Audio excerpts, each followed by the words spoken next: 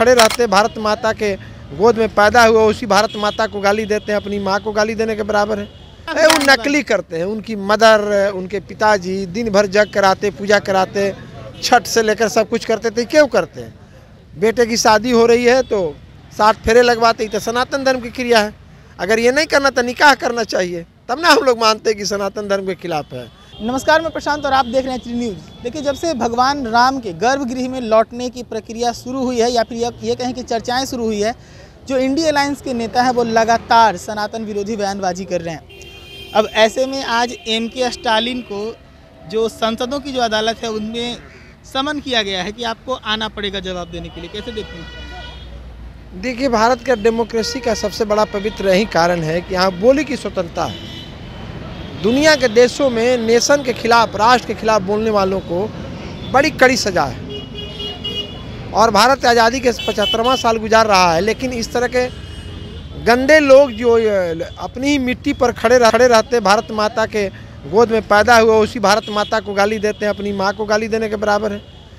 जिसकी नमक खाते, जिस देश में हम रहते, जिस तिरंगे को सम्मान करते, फहराते, वो स्टालिन हो चाहे कोई भी हो, उसी तिरंगे के अंदर सैल्यूट करते, उस नेशन के खिलाफ गाली देने वालों को तो एकदम मौत की सज़ा दे देनी चाहिए इस तरह के गंदे लोगों को, और सज़ा भी बनानी चाहिए। भारत के प्रधानमंत्री से तो हम लोग आग्रह करेंगे। ये कोई बेतुका बात है? ये बात ठीक है कि यहाँ धर्म की स्वतंत्रता है, बोली की स्वतंत्रता है और होनी भी चाहिए, लेकिन ये बात किसी के धर्म के या किसी व्यक्ति किसी धर्म के खिलाफ बोलकर और प्रोपगेंडा करके हम अपना नाम का नाम है, ये कोई संस्कार है क्या कि हम किसी धर्म पर, चाहे अक़लियत का धर्म हो, चाहे चर्च हो, चाहे किसी सवाल पर, ये गलत बात है।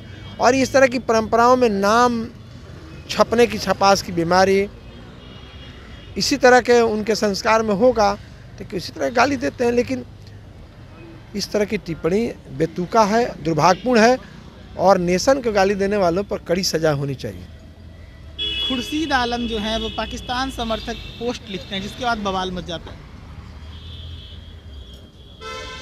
दुनिया के देशों में जितने भारत में मुसलमान सुरक्षित हैं, जिसकी चर्चा करते हैं पाकिस्तान का, भारत के बंटवारे के बाद, भारत पाकिस्तान बंटवारे के बाद वहाँ देश में मुसलमानों की आबादी कम हुई, लोग वहाँ ले विस्थापित हुए दुनिया के देशों में।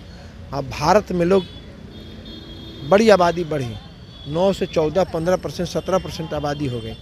हम कितना इस देश में कितना सुरक्षित है? दुनिया के देश में कट मर रहे हैं, बम चल रहा है, गोली चल रहा है। हम आतंकवाद के खिलाफ लड़के, न कि हम भारत की रक्षा करते हैं, मारे जाते हैं। बम गिरेगा तो मुसलमान बचेगा, हिंदू नहीं बचेगा, ऐसा थोड़ी बात है। दुनिया के देश कोई हमला करेगा तो सब मारे जाएंगे। तो ये बात, ये उनके जहन में एक व्यक्ति पूरे नेशन को गाली दे रहा है तो उस पर सख्त कार्रवाई होनी चाहिए। उससे पूरा देश नहीं प्रभावित होता उसके गाली देने से, आलोचना कर। राजद के कई नेता, विधायक, मंत्री जो हैं वो भी सनातन विरोधी बयानबाजी करते हैं, आपने देखा। नकली करते हैं, नकली यादव जो है उनका नकली करते हैं। उनकी मदर उनके पिताजी दिन भर जग कराते, पूजा कराते, छठ से लेकर सब कुछ करते थे। क्यों करते हैं?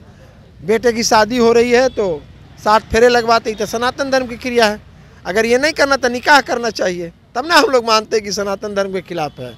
सनातन धर्म के पक्ष में काम भी करिए और सनातन धर्म के बयान दीजिए। बयान देना और कर्म करना दोनों अलग बात। हम करते क्या हैं, दिखते क्या हैं? मंच पर दिखिएगा, हवन करते, मंदिर में गोड़ लागते, थावे जाके गोड़ लागिएगा, पिताजी माताजी पूरा परिवार खानदाने जाके ठावे में मंदिर में प्रसाद चढ़ाता, और बाहर कहिए कि नहीं हम मंदिर को नहीं मानते। ये दोनों बात ठीक है, गलत है, नकली बयान है। चलिए, तो हमारे साथ इस वक्त मौजूद थे ललन पासवान जी, बीजेपी नेता हैं। सुना आपने किस प्रकार से तेजस्वी यादव के ऊपर ये हमला भरते, कह रहे थे कि वो कहते कुछ और हैं, करते कुछ और हैं। उदाहरण यहाँ तक दे दिया कि अगर उनके मन में यही सब चल रहा है तो उनको शादी नहीं करनी चाहिए थी, फेरे नहीं लगवानी चाहिए थे, निकाह पढ़वाना चाहिए था। आपको क्या लगता है? अपनी राय कमेंट सेक्शन में जरूर रही।